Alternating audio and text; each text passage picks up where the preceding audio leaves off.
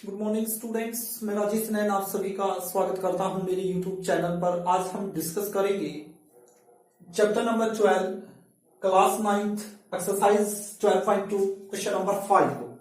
वो कह रहा कि ए rhombus shaped field has green grass for 18 cows to graze. If each side of the rhombus is 30 meter and its longer diagonal is 48 meter, how much area of grass field will each cow be getting? वो कह रहा है कि एक field है और जो उस फील्ड की उस खेत की जो शेप है वो एक रोम्बस के टाइप की है और उसमें क्या है, घास है, ग्रीन घास। ठीक है, किसके लिए है वो ग्रीन ग्रास जो है, जो घास है वो 18 गायों के चरने के लिए यूज किया गया है।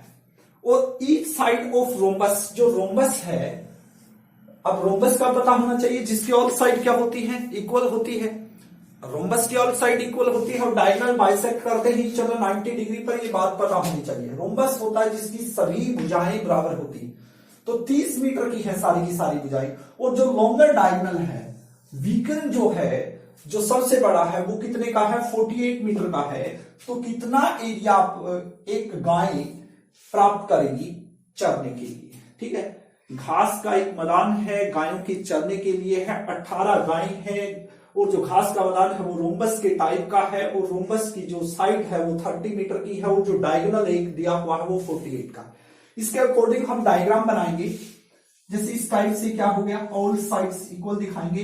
एक रोम्बस जो है काइट की शेप की टाइप होता है, ये इस टाइप से एक रोम्बस है, इसका नेम लिख देंगे ABCD। और इसके अंदर क्या होंगे, डायगोनल होंगे, एक डायगोनल ये हो गया और एक डायगोनल ये हो गया। ठीक है, तो सभी जो साइड है वो कितने की है, 30 मीटर की है। ये भी 30 है, ये भी 30 है, ये भी 30 है और ये भी 30 है। एक डायगोनल दे रखा वो 48 का है, चाहे ये वाला ले लो या ये वाला ले लो। जैसे हम ये वाला डायगोनल ले रहे हैं, ये जो डायगोनल है ये कितने का है आपका, 48 मीटर का, इस टाइप। ठीक है, जिस बच्चे को बस ये लाइन आपके लिए इंपॉर्टेंट रहेगी। हम क्या जानते हैं, हमें ये पता है कि जो डायगोनल होते हैं रोम्बस के, वो बाइसेक्ट करेंगे, एक दूसरे को इक्वल पार्ट्स में डिवाइड करेंगे और कितने पर डिवाइड करेंगे, 90 पर। कि जहां पर ये आपस में बाइसेक्ट यहां होंगे, यहां पर कट रहे हैं दोनों आपस में, एक डायगोनल ये हो गया और एक ये हो गया, तो यहां पर जो एंगल बनेंगे ये 90 के बनेंगे, यहां भी 90 का, यहां भी 90 का, यहां भी 90। और बाइसेक्ट होंगे, जितना ये है उतना ही ये होगा और जितना ये है उतना ही ये होगा। ठीक है, तो ये टोटल 48 का है, तो माइंड में आ गया, तो ये कितने का होगा, 24 मीटर का होगा, यहां से यहां तक, और यहां से यहां तक ये भी 24 का होगा। ठीक है, तो अब हमें क्या पता है, यदि हम इस राइट एंगल ट्रायंगल का एरिया निकाल सकते हैं, बिल्कुल निकाल सकते हैं। Area of right angle triangle क्या होता है, 1/2 मल्टीप्लाई बेस मल्टीप्लाई हाइट, 1/2 गुना में आधार गुना में लंब। ठीक है, तो यहां पर देखेंगे ये 90 डिग्री का है, तो ये तो बेस हो गया, ये क्या होगी भाई, हाइट होगी, जो हमारे पास नहीं है। यदि हमें हाइट पता लग जाए किसी वे से, तो हम इस ट्रायंगल, देखो ये एक राइट एंगल ट्रायंगल है और इस टाइप की सारी कितनी है, 4 है। एक ये होगी, एक ये होगी, एक ये होगी, एक ये होगी, 4 है।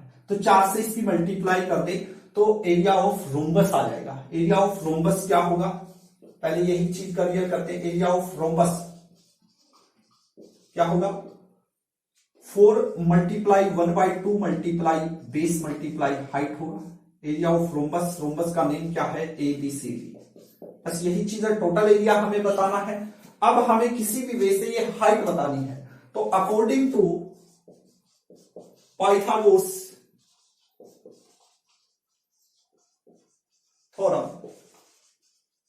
पाइथागोरस थ्योरम क्या कहती है, हम ये जानते हैं कि बेस का स्क्वायर प्लस हाइट का स्क्वायर इज इक्वल टू होता है हाइपोटेनस स्क्वायर के। जब ट्रायंगल राइट एंगल ट्रायंगल है, तो आप देखोगे एक राइट एंगल ट्रायंगल, एक ट्रायंगल को उठा लो, जैसे कि यहां पर लिख लो, कोई भी इंटरसेक्ट कर दिया ऊपर, तो जो AOD है, आपका ध्यान इसमें जाना चाहिए। तो इन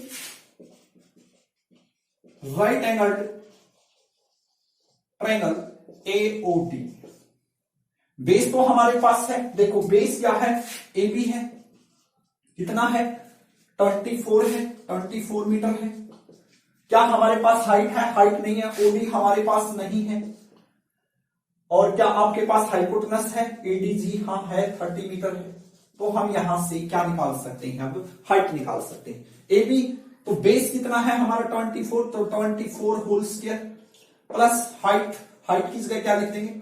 OD whole square is equal to AD, यानी कि 30 होल स्क्वायर के इक्वल आएगा। हम इनको करते हैं सोल्व। 24 का स्क्वायर तो 24 मल्टीप्लाई 24 होगा तो कितना आएगा? मल्टीप्लाई करके 24 की 24 से जब गुना करेंगे तो ये आएगी 576, ठीक है, plus OD whole square is equal to 30 का स्क्वायर क्या होगा? 900। 30 मल्टीप्लाई 30 900 होगा। तो यहां से हम ओडी स्क्वायर निकाल सकते हैं। ओडी होल स्क्वायर हमारे पास क्या आ गया? 900 माइनस 576। तो अब हम इनको सब्ट्रैक्ट करेंगे। तो सब्ट्रैक्ट करने के बाद क्या बचेगा? देखिए 900 को सब्ट्रैक्ट करते हैं 576 से, 4 बच गया यहां पर, 9 में 7 गया, 2 बच गया यहां पर, और यहां पर कितना बच गया? 8 में से 5 गया 3, 324। तो 324 बच गया हमारे पास, ठीक है। अब 324 जो है वो किसके इक्वल आया है? OD whole square is equal to आ गया 324, ठीक है। अब हमें निकालना क्या है? हमें तो ओडी निकालना है। यहां पर स्क्वायर है तो taking square root on both है साइड हम कर सकते हैं। स्क्वायर से स्क्वायर रूट कैंसिल हो गया तो हमारे पास ओडी की वैल्यू आ जाएगी 324 का। जब आप स्क्वायर रूट निकालोगे तो कितना आएगा? इसको हम 18 मल्टीप्लाई 18 भी लिख सकते हैं इस टाइप से। 324 के जब आप फैक्टर करोगे तो ये आ गया, पेयर बन गया, तो कितना आ गया हमारे पास? 18 मीटर आ चुका है। तो ये जो हाइट आई है ये 18 आई है। अब हमारा क्वेश्चन सोल्व हो गया। 4 मल्टीप्लाई 1/2 मल्टीप्लाई बेस, बेस तो 24 है, और हाइट क्या है? हाइट क्या आई है? 18 आई है। तो इसको कैंसिल करेंगे, 2 पे कितना आ गया? 12। अब इनकी करते हैं मल्टीप्लाई।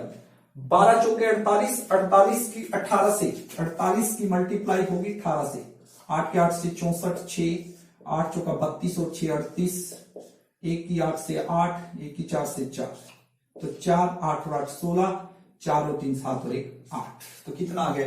864 मीटर स्क्वायर क्या आ चुका है? एरिया आ चुका है किसका?